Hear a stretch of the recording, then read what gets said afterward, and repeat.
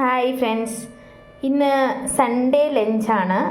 Lunch എന്ന് പറഞ്ഞാൽ ഒത്തിരി ഐറ്റംസ് ഒന്നുമില്ല, ചെറിയൊരു സൺഡേ ലഞ്ചിൻ്റെ വീഡിയോ ചെയ്യാമെന്ന് വിചാരിച്ചു. ഓരോ ഐറ്റംസായിട്ട് ഞാൻ എന്തൊക്കെയാണ് ആക്കിയെന്നുള്ളത് കാണിച്ചു തരാം.